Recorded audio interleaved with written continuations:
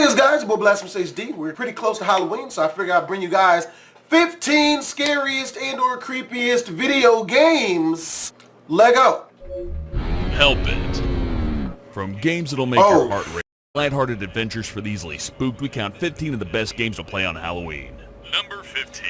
Luigi's Mansion 1 and 2. These games aren't really scary, and I don't think they're supposed to be scary, but if you're all about the Halloween festivities and not crapping your pants because of a jump scare, this is a great game to play. The puzzles are well thought out and the combat evolves so you don't get bored of it as you make progress. The general theme is that Luigi's looking for someone and has to go through a haunted mansion to find them. And for a change, one of the Mario brothers actually has a personality, which is one of the many extra details that make the game more enjoyable. Number 14. Five Nights at Freddy's. Speaking of crapping your pants because of a jump scare, this game is the epitome of that design philosophy. With tight camera controls and a counterintuitive door system, the game is out to make you piss your pants. Not only that, but there's a surprisingly deep amount of lore if you dig around enough. So much that it's caused a tremendous amount of discussion on the internet, with people swapping headcanon with one another. The game makes good use of 3D pre-rendered graphics, which is a good change of pace from all the retro games out there right now. It's also available on smartphones, making it pretty easy for just about anyone to play. Number 13. Dead Space. While it's listed as a survival horror game, it's really more of an action horror game unless you play it on the highest difficulty and you're really bad at aiming your weapons. For the most part, it's a shooting gallery, but the enemies do have some pretty gruesome finishing moves, which adds to the horror factor. With that said, the game is still really fun. It has an interesting universe and the story surprisingly engaging while also being a little bit cliche, but what else can you expect from horror? The horror aspects really shine in the enemy designs, which look gruesome and appropriately alien while also drawing from the familiar territory of zombies just enough so you feel like you're treading new ground while also knowing what you're in for. Number 12. Don't Starve is a survival game through and through. Although it's not explicitly horror, it has a creepy atmosphere and a sanity meter, making it more than worthy of being played on Halloween. It also has multiplayer, so if you want to spend some time with a friend or a loved one while surviving a harsh and creepy environment, this game's perfect. Just be aware that Don't Starve will kick you when you're down over and over again with the permadeath mechanic, and this can lead to a lot of frustration if you're not prepared. Number 11. Siren, Blood Curse. If you like Asian-style horror, then this game's for you, with some obvious inspirations from The Ring, The Grudge. Okay, yeah, I do not like Japanese-styled horror games because they're the scariest shit ever in gaming form. I swear to God, like these, if you are constipated, then these types of games, Japanese animated styled horror games, will help you release the beast anally, of course. It's scary as shit.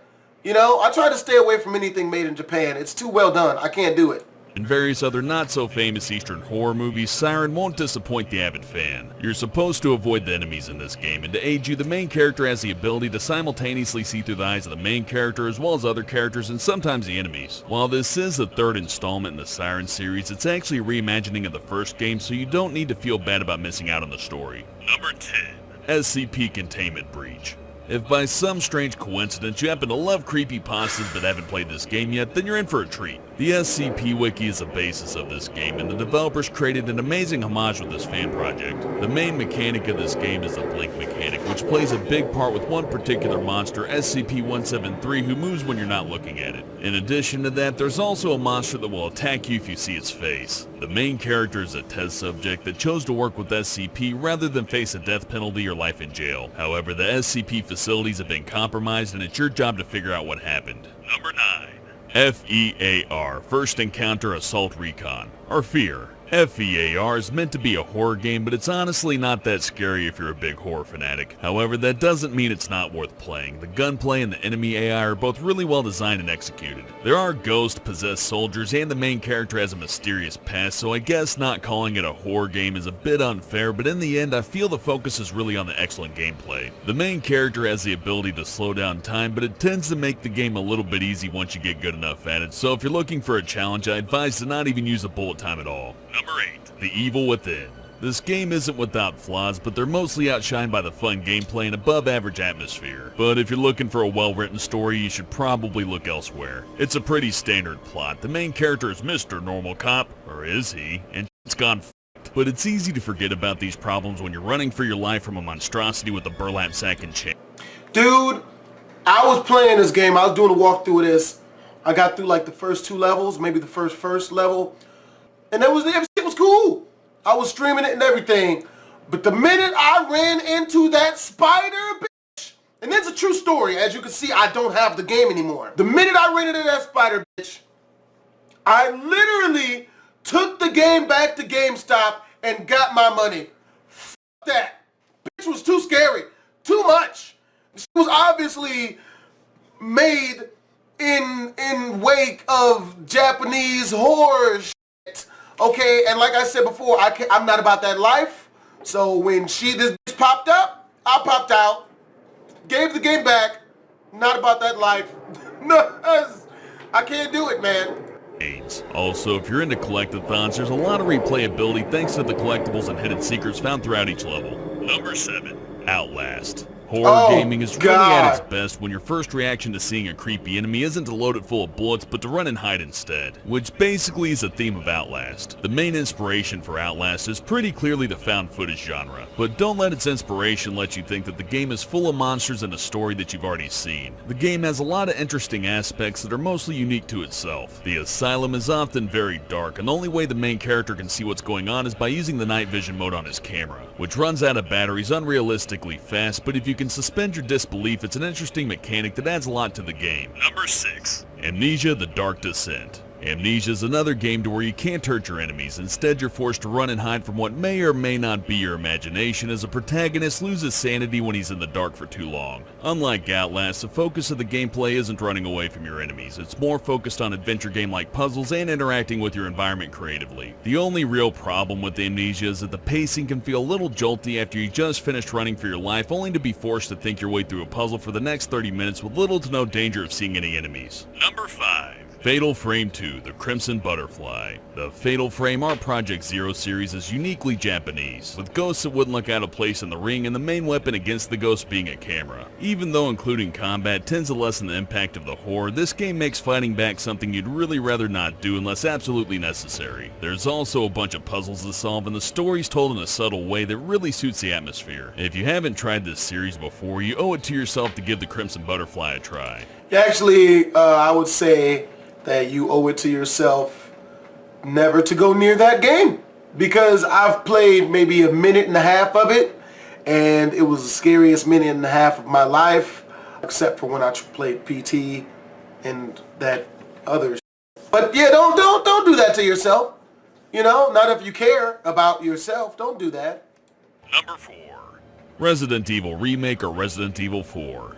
Sure, the latest games in the series have about as much horror in them as an episode of Goosebumps, but Remake and 4 are still amazing games. Choosing between Remake and 4 is really a choice in what you like the least. If you hate playing a game with awkward controls, then you should go for 4. Whereas if the 2 words escort mission make you grit your teeth, you should probably go play Remake. But really, even if you're not a fan of clunky controls, you should still give Remake a try. The difficult controls are there on purpose to make stressful and creepy stimuli have an extra impact on how you play. Or to put it in simple terms, it's hard to shoot because it makes it scary. Number 3. Alien Isolation.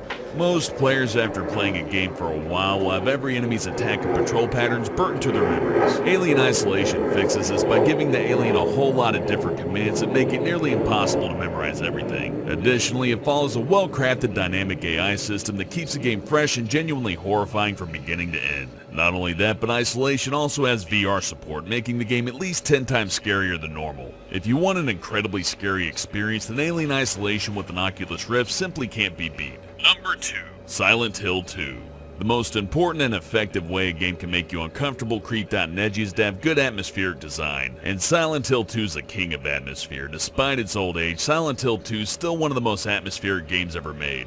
But that's not all that makes this game so good. The story's amazing, the combat is wonky in all the right ways, and the creative enemies and puzzles make it an experience that every gamer should go through. The only real downside is that the voice acting really is cringeworthy, but if you can look past that flaw, it's a masterpiece of horror. Number 1. Eternal Darkness: Sanity's Requiem. New experiences aren't easy to come by in gaming. Remakes, remasters, and sequels are the bread and butter of the industry. If you're as sick of this as I am, you need to play Sanity's Requiem. This game has one of the best sanity systems in gaming. It's not designed to mess with the main character like most of them, but instead to mess with the player in a very self-aware fashion. The plot is intriguing and the environments are varied, with the player traveling into the past controlling different characters in different time periods. If you haven't played this game yet, you should definitely give it a try. try. It's a prime Halloween choice and a very memorable experience. Thanks for watching, and I'll see you next time.